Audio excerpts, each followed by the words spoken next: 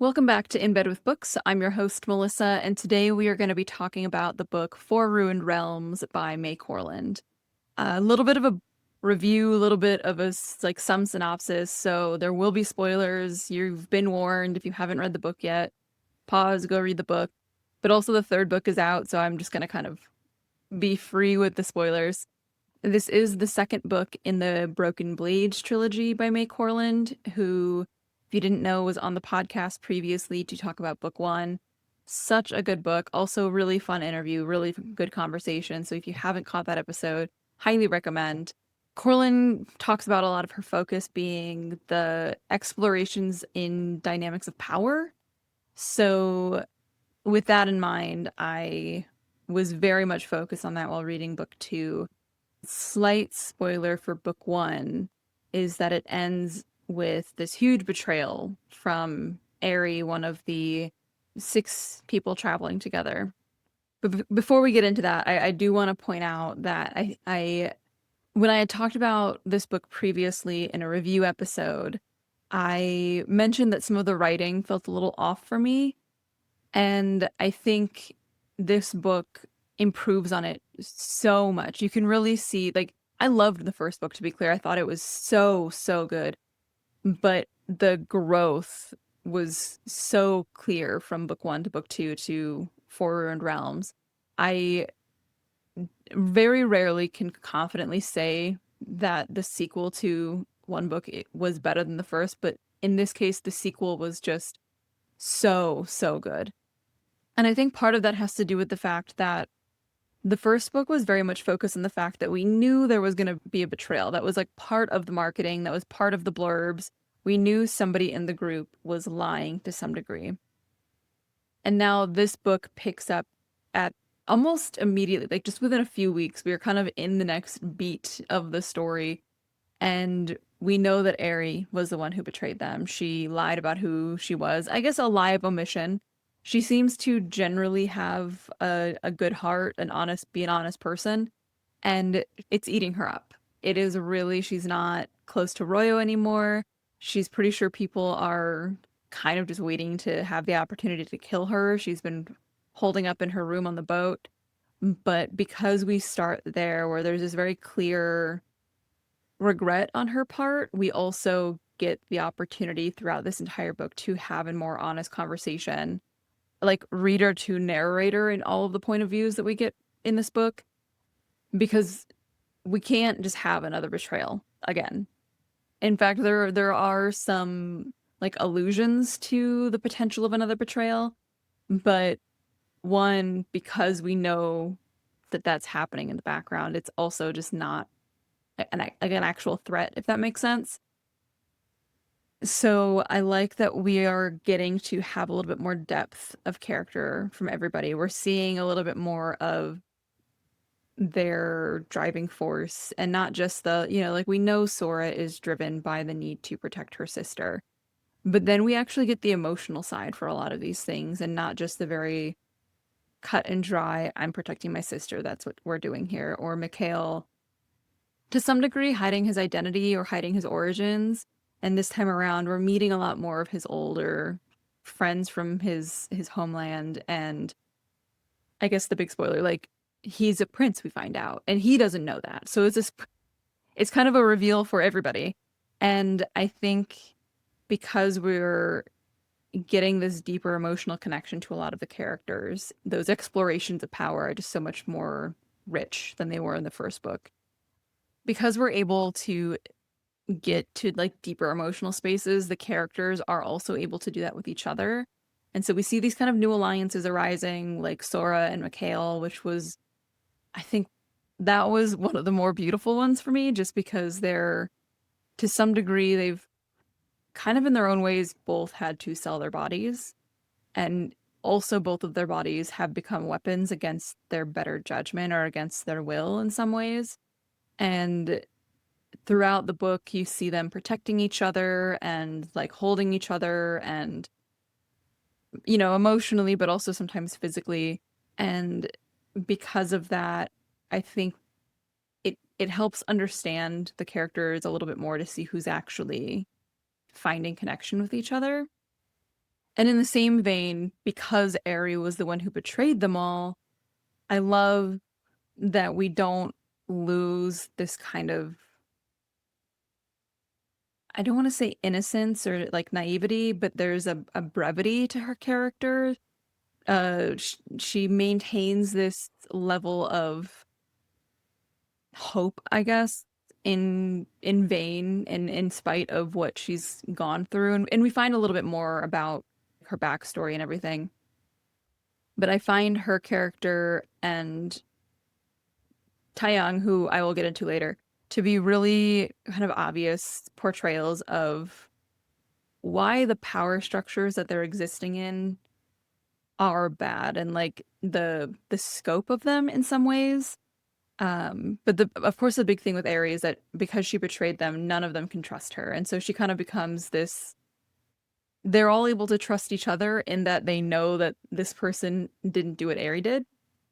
But in the same sense, as the reader, it makes it a little easier to trust some of her internal stuff because, like I said, she has this very clear regret. And as she's going through and she's trying and trying and trying to prove that she is actually on their side, I love that from her as a character. I think it adds an authenticity to her ability to bring them together. Because, of course, they find out that she's King June's daughter, and why would they trust her? But then we find out that she's not the one who's actually plotting to do what King June wants her to do. Even though she's not the one who we know is planning to betray them for King June's request. And so I think in some ways, Aeri shows a hope for what could be in that she doesn't play the game the same way that some of the others in the group do. She does to the very extent that she needs to in order to survive, but the others are very much trying to grab power for some endeavor. So, like, Sora wants to free her sister, who, of course, does not make it to the end of the book, but Mikhail wants to help free his country, not even like unenslave his country. Like, he has such a big goal. And so, of course, it's fantastic that he gets the ending at book 2 that he does. Of course, I don't expect an entirely happy ending for this entire series trilogy. I expect to be heartbroken. But they're playing with the intention of having some larger end goal. And Aeri's main goal is really just to be happy with Royo. And in that way, I think there's like a much deeper honesty to some of her moves. Her goal isn't to overcome somebody or to trick somebody. Her goal is to feel like she belongs, really. And I think when you're reading about royalty and fantasy and magic and everything, that is one of the more honest and connecting goals for a character to have. That being said, her arc through this, she's really put to the test. The big thing, of course, is that she lies to Royo, and we know, like, she has multiple times where she could fess up and she doesn't, but I can't really say that I disagree with her lying. Like, yeah, she doesn't really play the game all that often, but the game still exists. And so she has one of the relics already, one that's supposedly lost, and she doesn't tell anybody about it. And if she were to tell anybody about it, it would put them in danger or her in danger. And so I think her justification for not telling him was entirely valid. He would run the risk of death, basically, if he was lucky, just by knowing this.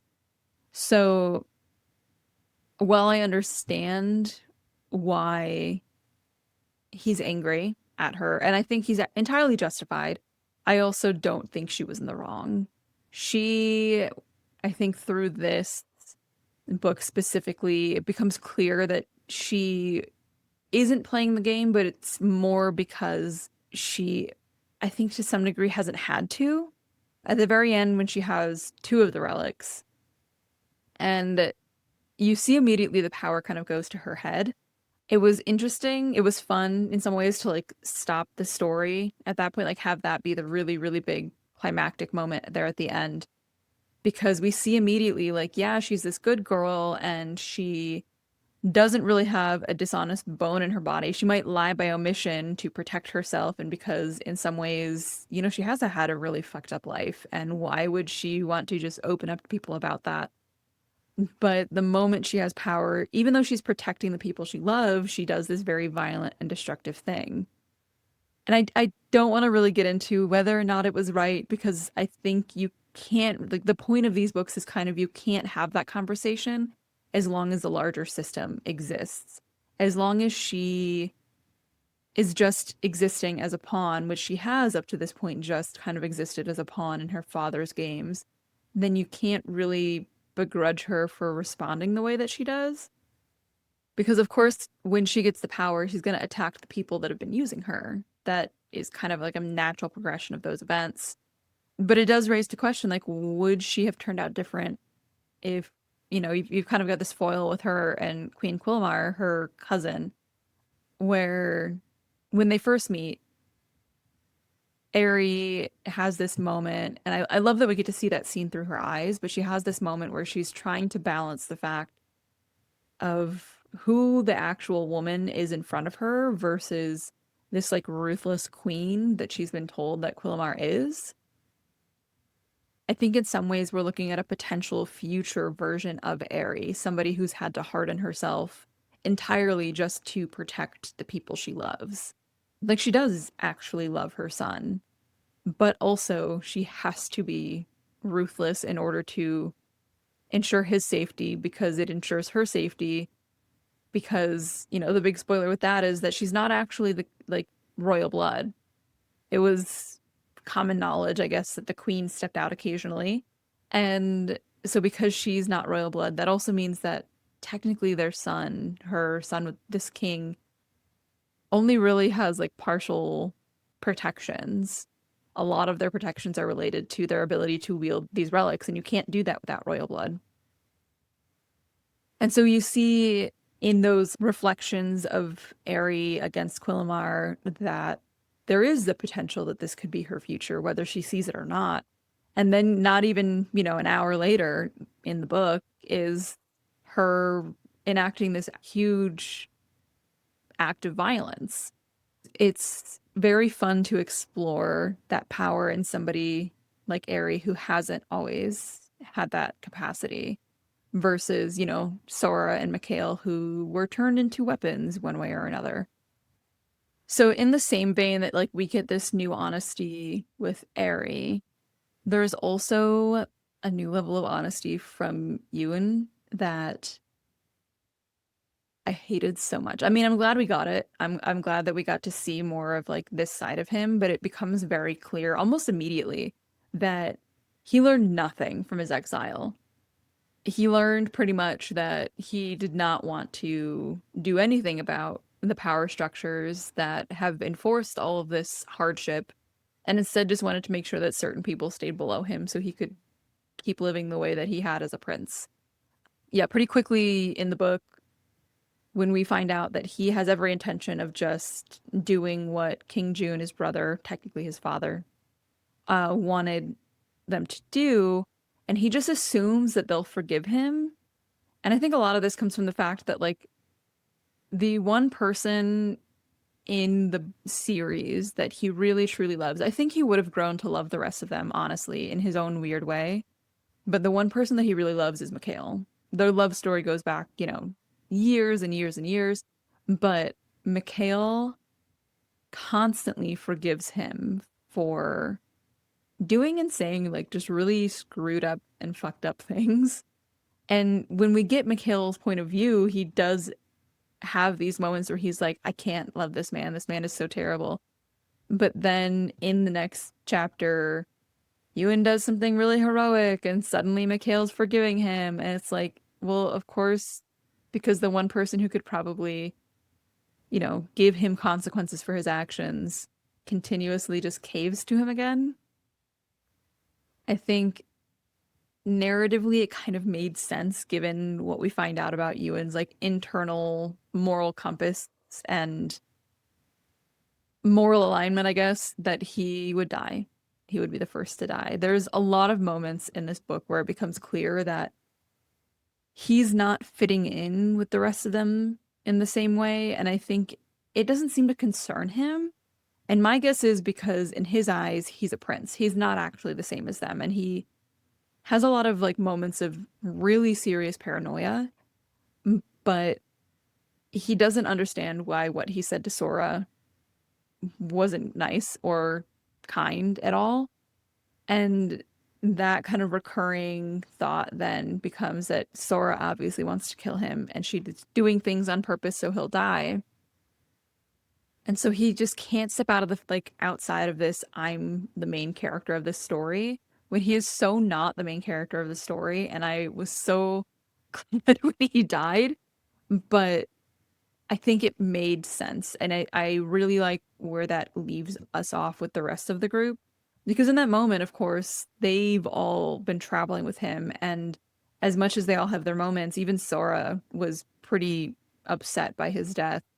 I think this does the same thing that Aeri's betrayal did at the end of book one. You know, they get this common enemy, the group is able to come together. Slowly, they learn to trust Aeri again. With Yoon dying at the end of this book, even though they didn't all love Yoon the same way, obviously, that Mikhail did, or hate him as much as Sora did, they all cared for each other in some way, and I think they were all kind of kindred spirits together, this kind of begrudging found family. And it's going to give them this kind of fire in book three that I'm really excited to see. Even Sora, as much as she hated him, was obviously distraught at the fact that one of them died. I think because, leading up to this point, they'd avoided death. They'd cheated death quite a few times. And so it was kind of jarring, put things into perspective for them to have it finally happen, to have somebody die and to have it be, it's not a righteous anything. He was following his sister's instructions. She thinks he's trying to fight her, and so she stabs him. And it's like a nearly immediate fatal wound. And so it's not even like it happens. And even as much as I hated him, I was like, God, that was such a fucked up and like terrible way to go. Don't get me wrong. I'm glad that I don't have to read more about the ways that he thinks it's okay to just destroy an entire country because he thinks they're going to rise up. But there was an almost like it felt almost kind of anticlimactic when it happened because he listened to her, and so you think like, oh, this is gonna be okay, but no. So I think that also, if we're looking at Kulmar as this potential future for Aeri, there's those abuses of power. It's almost foreshadowing Aeri's soon to be violent self when she has those relics. But I mean, because I didn't expect there to be a betrayal, it almost made sense that there was a death at this point. The betrayal let them trust each other more, ironically, and then the death is going to bring them together. And I didn't expect it to be Yoon, honestly. I kind of thought that his antics and his game playing was going to, either make him cross sides or get him imprisoned or something, the same way TiYoung was. But I think what it's officially done is kind of solidified the group against the King June and the royal family. So to some extent, obviously, also Quilmar, even though she's not royal family by blood. Just because, as if we needed another reason, really, but also the irony of now them doing this almost for Ewan, as much as he was gonna betray them and just assume that they would help and be okay with it. But Yoon's plot is kind of parallel to TiYoung's, not quite like beat for beat, but in TiYoung you have this character who feels like such regret for the way that he was raised and the way his father behaved and him not stopping his father as effectively or as quickly as he could have.